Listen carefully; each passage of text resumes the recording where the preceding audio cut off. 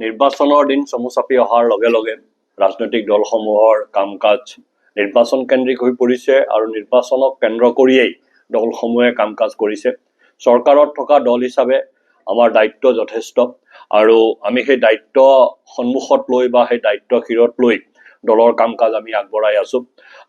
এফালে চৰকাৰ, আনফালে জনসাধাৰণ, আনফালে সংগঠনে সকলোবিলাকক মিলাই ভাৰতীয় জনতা পাৰ্টীয়ে সমগ্ৰ ৰাজ্যখনত এটা শক্তিশালী যিটো সাংগঠনিক ভেটি, সেই সাংগঠনিক ভেটি গঢ়ি তুলিছে। ইতিমধ্যে দলৰ শীৰ্ষ নেতৃত্ব প্ৰধানমন্ত্ৰী শ্ৰদ্ধাৰ নৰেন্দ্ৰ মোদী ডাঙৰীয়াৰ পৰা আৰম্ভ কৰি দলৰ ৰাষ্ট্ৰীয় সভাপতি নীতিন নবীন, মাননীয় মুখ্যমন্ত্ৰী, দলৰ ৰাজ্যিক সভাপতি, সকলো বুথ সভাপতিলৈকে আমাৰ দলৰ সকলো কাৰ্যকৰ্তা বৰ্তমান সময়ত নিৰ্বাচনৰ কামত ব্যস্ত আছে।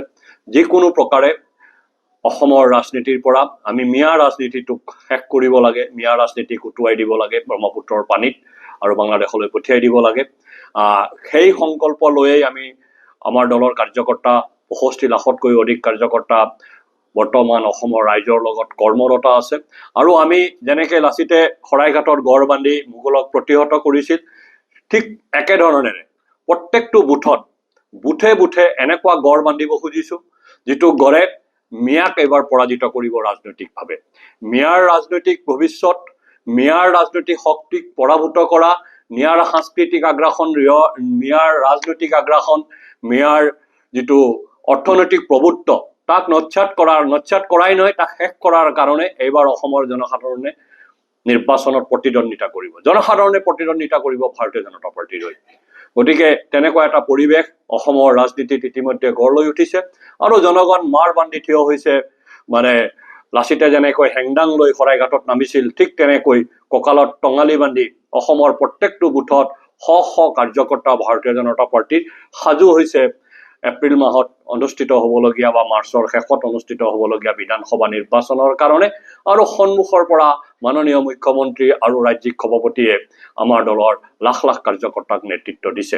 বৰ্তমান সময়ত অসমৰ ৰাজনীতিত স্পষ্ট হৈ পৰিছে, এফালে ভাৰতীয় জনতা পাৰ্টীৰ নেতৃত্বত থলুৱা খিলঞ্জীয়া ভূমিপুত্ৰৰ একত্ৰিত শক্তি আৰু আনফালে কংগ্ৰেছৰ নেতৃত্বত মিয়াৰ শক্তি, পাকিস্তানী শক্তি একত্ৰিত হৈছে। গতিকে 65% বনাম 35%ৰ এই যুঁজ এইবাৰ সঁচাকৈ ভাল হ'ব। আৰু এই যুঁজত 17 বাৰ মোগলক পৰাজিত কৰাৰ দৰে আকৌ এবাৰ আমি মোগল বাহিনীক পৰাজিত কৰিবৰ কাৰণে সষ্টম হৈছো, সাজু হৈছো আৰু সেয়া নিশ্চিত বিজয় আমি এতিয়াই ঘোষণা কৰিব পৰা অৱস্থাত আছো।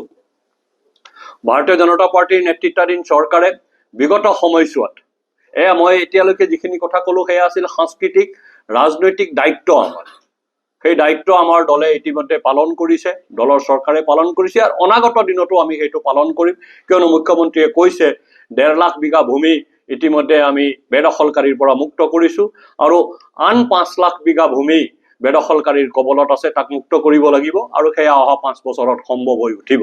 গতিকে সেই যিটো আমাৰ সামাজিক দায়িত্ব, সেই দায়িত্ব আমি পালন কৰিম আৰু জনসাধাৰণে সেই দায়িত্ব পালন কৰাৰ কাৰণে আগতেও আমাক দায়িত্ব দিছিলে, অহা সময়ছোৱাতো আমাক সেই দায়িত্ব অৰ্পণ কৰিব। জনসাধাৰণে ইতিমধ্যে সিদ্ধান্ত লৈছে। সেয়া আছিলে আমাৰ সাংস্কৃতিক আৰু ৰাজনৈতিক দায়িত্ব। এতিয়া আহোঁ বৰ্তমান সময়ত ৰাজনৈতিক ইস্যু কি হ'ব পাৰে। দুটা ৰাজনৈতিক ইস্যু। প্ৰথম ৰাজনৈতিক ইস্যু হ'ল যে সাংস্কৃতিক আগ্ৰাসন আৰু সাংস্কৃতিক সংঘাত। আমাৰ অসমীয়া সত্তাৰ সৈতে মিয়া সত্তাৰ যিটো সাংস্কৃতিক সংঘাত, সেইটো হ'ল এটা ৰাজনৈতিক ইস্যু, মানে আইডেণ্টিটি, অস্তিত্ব। দ্বিতীয়টো হ'ল উন্নয়ন, যে ভাৰতীয় জনতা পাৰ্টীৰ চৰকাৰে উন্নয়ন কৰিব পাৰে, ভাৰতীয় জনতা পাৰ্টীৰ চৰকাৰৰ নেতৃত্বত উন্নয়ন হ'ব পাৰে।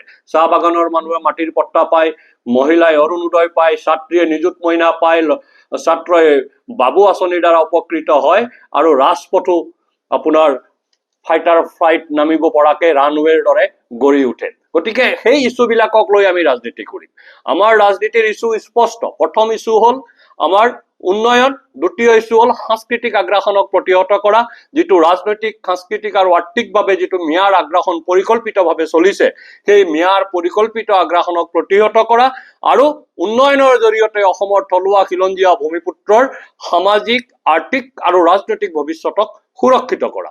এই দুটা মূল তত্ত্ব, এই দুটা মূল বিষয়ক লৈ আমি নিৰ্বাচনী পথাৰত আছো, নিৰ্বাচনী ৰণক্ষেত্ৰত আছো। আমাৰ বিপৰীতে কংগ্ৰেছ দলে ৰাজীৱ ভৱনত ইফতাৰ পাতি ৰাজীৱ ভৱনত নামাজ পঢ়ি মাজুলীলৈ গড়ৰ হত্যাকাৰীৰ চৰ্দাৰক প্ৰেৰণ কৰি ৰাজনীতি কৰিব খুজিছে। আমি সেই ৰাজনীতিৰ বিৰোধিতা। আমি কংগ্ৰেছৰ নেতৃত্বক অনুৰোধ জনাম, ফাকুৱা আহি আছে, হোলী উৎসৱ আহি আছে, কংগ্ৰেছৰ যিবিলাক হুছেইন আলী চিকদাৰ উপাধিৰ মানুহ আছে তেওঁলোকে ৰাজীৱ ভৱনত এবাৰ হোলী খেলি দেখুৱাওক যদি তেওঁলোক সঁচাকৈ অসমৰ ভাষা সংস্কৃতিৰ লগত আছে। জ্যোতিপ্ৰসাদ আগৰৱালাই কৈছিলে আমাৰ সংস্কৃতি কৃষ্ণ সংস্কৃতি বুলি। হোলী উৎসৱ কৃষ্ণ সংস্কৃতিৰ এটা অবিচ্ছেদ্য অংগ। গতিকে কংগ্ৰেছে সেকুলাৰিজিমৰ কথা কয় মাজে সময়, গতিকে কংগ্ৰেছে এইবাৰ হোলী খেলি পেলাই দেখুৱাব আমাক। ৰকিবুল হুছেইনে হোলী খেলিব, জাকিৰ হুছেইন চিকদাৰে হোলী খেলিব, ৱাজেদ আলী চৌধুৰীয়ে হোলী খেলিব, চুৰিয়া পিন্ধি আহিব ৰাজীৱ ভৱনলৈ, জালি টুপি নিপিন্ধে। তেনেকুৱা এটা পৰিৱেশ কংগ্ৰেছে এইবাৰ কৰিব বুলি আমি আশাবাদী। যিহেতু তেওঁলোকে আজিলৈকে আমি গুৰু দুজনাৰ তিথি পতা, দেৱালী উৎসৱ পতা দেখা নাই। তেওঁলোকে ইফতাৰ পাতে, ৰোজা নাৰাখে গৌৰৱ গগৈহঁতে, কিন্তু ইফতাৰ ঠিকেই পাতে।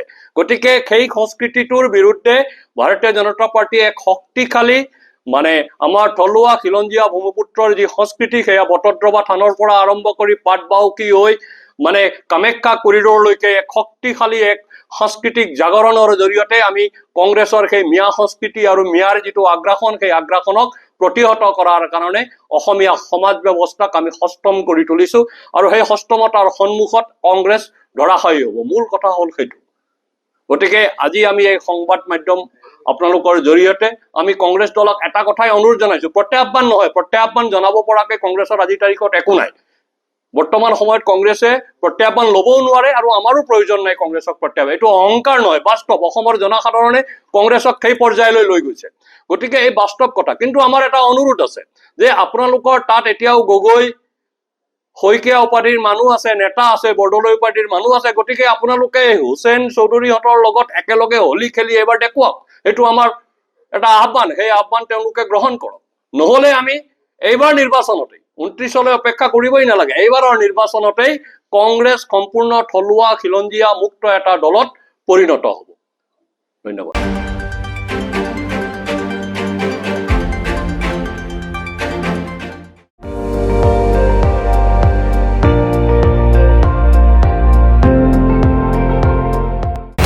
আপুনি চাই আছে ND24, সৰ্বশ্ৰেষ্ঠ নহয়, সৰ্বোত্তমৰ দৌৰা।